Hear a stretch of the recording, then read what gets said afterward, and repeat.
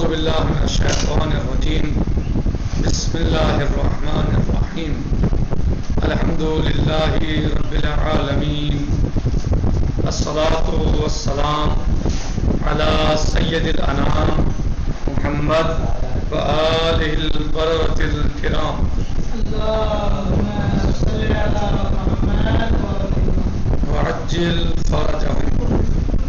کتاب اصول علم حدیث میں یعنی کتاب اصول علم حدیث میں ہمارا درس اور بیان چل رہا تھا قبولیت حدیث کے شرائط کے بارے میں. اس میں ہم نے کل اس کی پہلی شرط بیان کی تھی اور وہ تھا اسلام. پہلی شرط تھی اسلام. دوسری شرط ہے عقل. جو روایت نقل کر رہا ہے، روایت پہنچا رہا ہے، بیان کر رہا ہے، وہ عاقل ہونا چاہیے، بے عقل نہ ہو. عقل کھلی ہوئی بات ہے کہ جب دیوانے کی بات کا اعتبار دنیا کے کسی مسئلے میں نہیں ہے تو شریعت اور روایت کی دنیا میں اس پر کس طرح اعتبار کیا جا سکتا ہے. یعنی ظاہر ہے سب سے پہلی شرط جب بھی کسی کی بات سننی ہوتی ہے، اعتبار اور غیر اعتبار کا مسئلہ ہوتا ہے، تو دیکھتے ہیں کہ بھائی اس کے پاس عقل کتنی ہے، اس کے پاس عقل ہے بھی یا نہیں. تو اگر عقل ہے تو اب سوچا جائے گا کہ اس کی بات کو قبول کیا جائے یا نہ کیا جائے. دوسری باتیں اب دیکھی جائیں گی. لیکن اگر کسی کے پاس عقل ہی نہیں ہے تو اب اس میں کیا سوچنا ہے؟ اس میں تو بلا سوچ اور بلا تاخیر انسان اس کی بات کو رد کر دے گا کہ بھائی نہیں، یہ بات صحیح نہیں ہے، اس کی بات یہ صحیح نہیں ہے، کیونکہ عقل نہیں ہے، یہ بات قابل قبول نہیں ہے، کیونکہ اس کے پاس عقل و شعور نہیں ہے.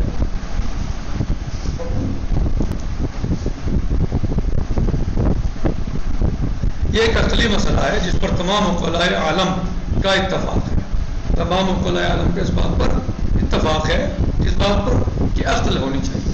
عقل ہوگی تو پھر آگے بات چلے گی، اور عقل ہی نہیں ہے تو پھر کیا اس پہ بحث کرنا یا اس کے بارے میں جستجو کرنا. لہذا کسی بحث کی کوئی ضرورت نہیں ہے. اگر عقل نہیں ہے تو پھر کسی بحث کی ضرورت ہی نہیں ہے. نمبر 3، بالغ ہونا. بلوغ. اس شرط کی بنیاد یہ ہے کہ شریعت اسلام میں نابالغ پر محرمات سے پرہیز کی قانونی پابندی نہیں ہے. کیا ہے اس شرط کی بنیاد؟ یہ ہے یعنی بلوغ، کہ شریعت اسلام میں نابالغ پر محرمات سے پرہیز کی قانونی پابندی نہیں ہے. ایک انسان جو ہے وہ بالغ نہیں ہے، نابالغ ہے، اور وہ کوئی ایسا کام انجام دیتا ہے جو حرام ہے، تو اللہ کی طرف سے اس پہ قانونی پابندی نہیں ہے، نابالغ ہے. بالغ ہونے کے بعد تکلیف عائد ہوتی ہے کہ اسے اب کیا کرنا ہے، اب کیا نہیں کرنا ہے، کیا انجام دینا ہے، کس چیز سے رکنا اور پرہیز کرنا ہے.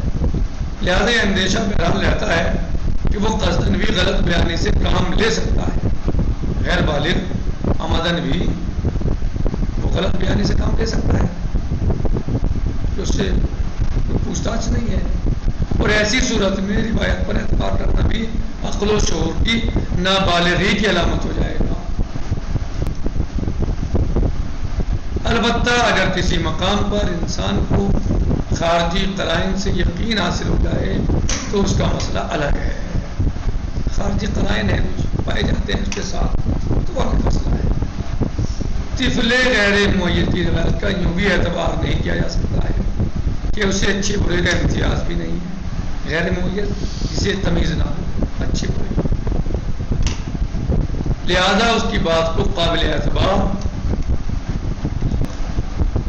نہیں قرار دیا جا سکتا ہے. اس کی بات کو قابل اعتبار نہیں جانا جا سکتا ہے. نمبر 4، ایمان.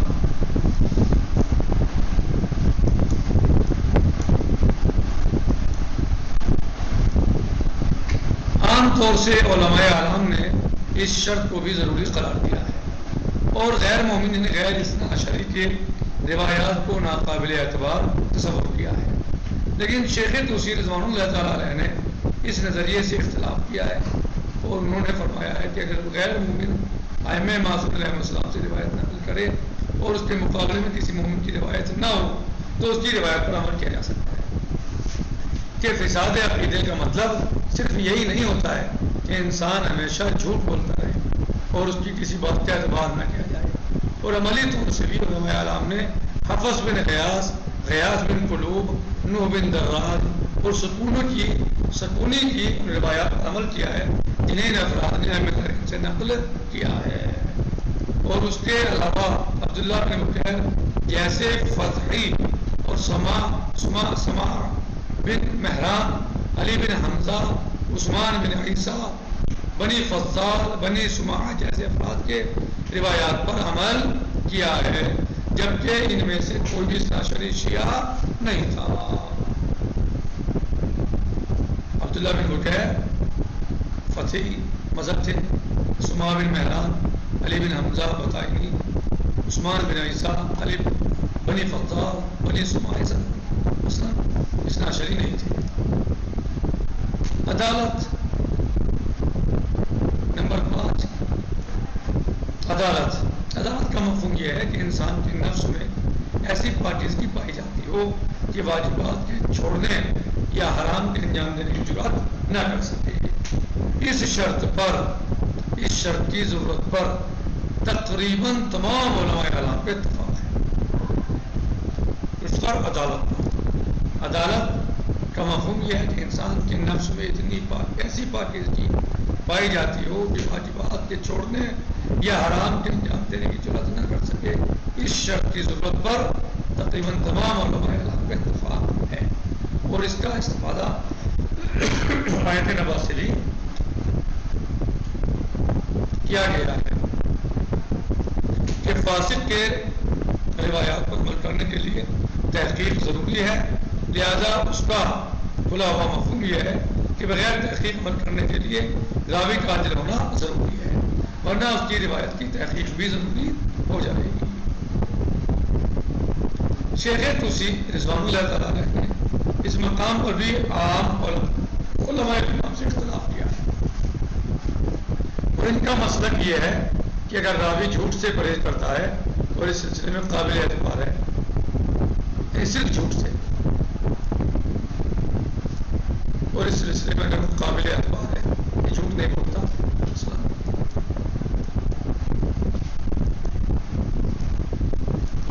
تو دوسرے گناہوں کی بنیاد پر اس کی روایت کو نظر انداز نہیں کیا جا سکتا ہے۔ تو دوسروں کی روایت، تو دوسرے گناہوں کی بنیاد پر اس کی روایت کو نظر انداز نہیں کیا جا سکتا ہے۔ جی، دوسرے الفاظ میں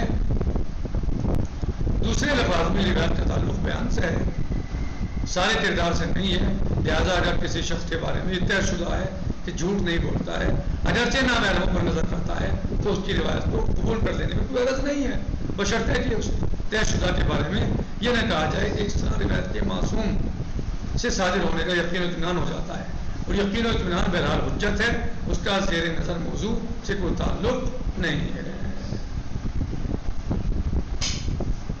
یعنی اگر یہ کہا جائے کہ عدالت سے مراد یہاں اس کی صداقت لسانیہ ہے، اس کا سچا ہونا ہے، باقی ہمیں اس بات سے لینا دینا نہیں ہے کہ وہ کیا کرتا ہے، محرمات کو انجام دیتا ہے یا ترک کرتا ہے، واجبات کو انجام دیتا ہے یا ترک کرتا ہے، اب ہمیں اس کو نہیں، بس میں دیکھنا ہے کہ وہ زبان کے اعتبار سے جھوٹا ہے یا سچا۔ اگر وہ سچ بولتا ہے تو اس کی روایت لینے میں غرض نہیں ہے، اور اس کا عمل وہ جانے کیسا ہے کیسا نہیں ہے۔